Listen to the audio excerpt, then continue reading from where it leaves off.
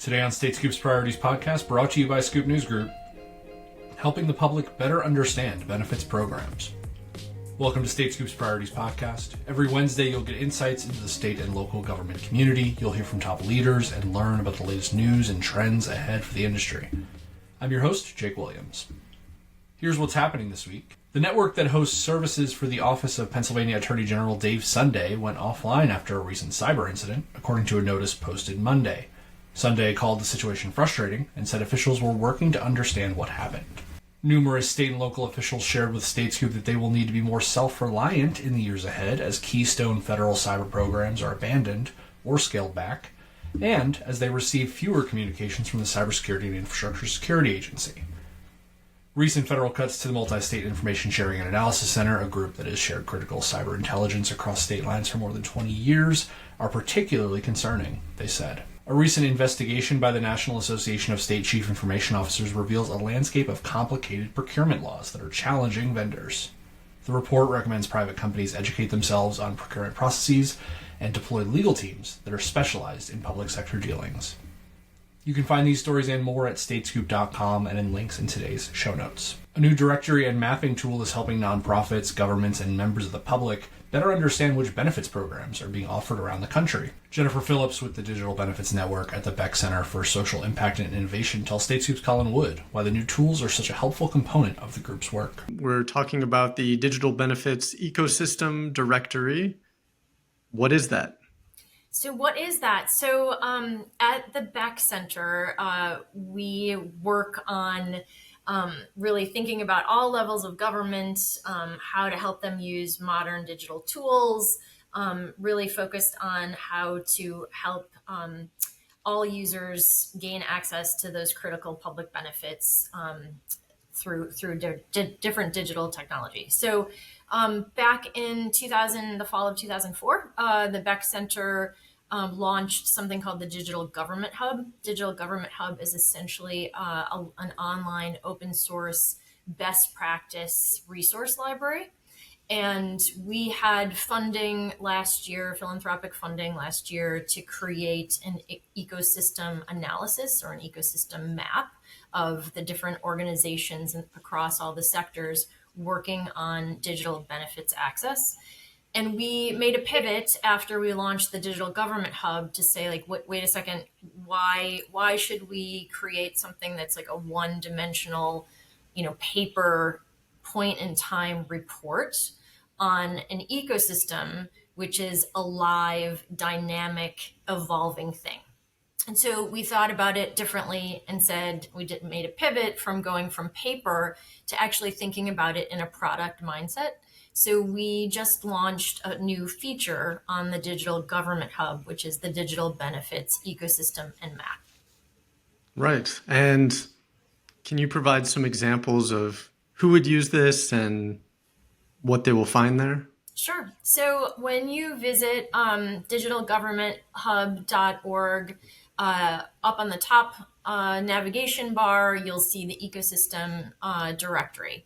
There is a component that is the directory function, and then there's a component that's the visualization or the mapping component. What you'll see when you go into the directory is essentially we have about 700 organizations now that span across federal government, state, local, territorial, and tribal governments, the private sector organizations that are working to improve digital benefits access, and then all of the nonprofit organizations that are working in this ecosystem.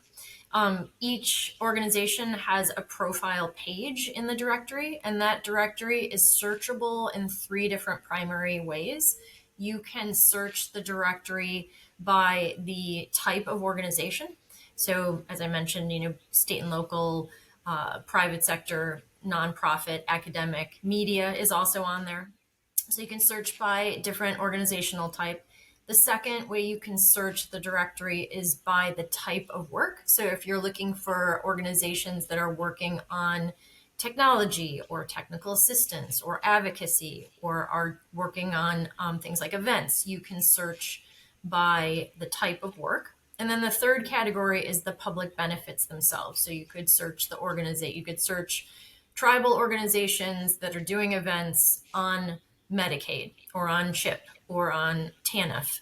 So there's a range of benefit programs that you can also search by. You can also just do a direct search by any organization's name.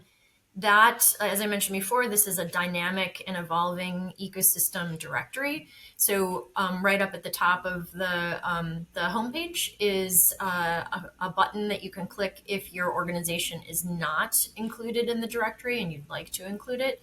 We do have a vetting process for quality control and credibility, where it's a human in the loop, not AI powered, where we're reviewing those submissions before we put them live on the site. But that's the directory function. And then the other piece is the actual visualization. So if you go to the visualization pages, similarly by those three sorting functions, you can look at a map of the organizations by sector. You can look at a map of the organizations by the types of work that they're doing, and then also by the benefit programs that they're working on. That visualization has a hover function, so it's dot based, and you can hover over organizations, and you can literally then click into that organization's profile. Figuring out ways to connect with other states, with other vendors, with the civic tech organizations that are doing great work. This is one way of that will help state administrators potentially find the information that they're looking for. We also are an academic institution, so thinking about young people that are coming into the public policy and technology spaces, how they can learn about organizations and research and sort of get a sense of the lay of the land across the ecosystem. And then, interestingly, like since we've launched, we've seen several vendors submit profiles, right? So it's important to understand the vendor role and how a lot of the benefits delivery work gets done as well, and the role that the private sector plays in that. So thinking about, 4 different types of users that might be using this directory. Right. That's great. Have you collected much feedback from users? So we did pre-launch user feedback. And have testing out the submissions forms, testing out the functionality, asking people if it was serving the purposes that we had intended for them. And then we also have a feedback survey live on the site right now. So, just as I mentioned at the top, thinking about this as a living, breathing feature that takes curation that will be evolving over time. We may be iterating on adding different types of work, adding different searchability or filtering functions as we go. Jennifer Phillips with the Digital Benefits Network at the Beeck Center for Social Impact and Innovation. You can read more about her and these benefit programs at statescoop.com and in links in today's show notes.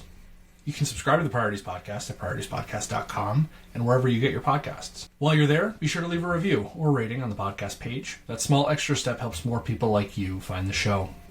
This podcast is a production of Scoop News Group in Washington, D.C. The StateScoop editorial team provides our news coverage and interviews. That team is Colin Wood, Keely Quinlan, and Sophia Fox-Sowell. Adam Butler and Carlin Fisher produce the show, and the entire Scoop News Group team makes it happen. Until next week, I'm Jake Williams. Thanks for listening.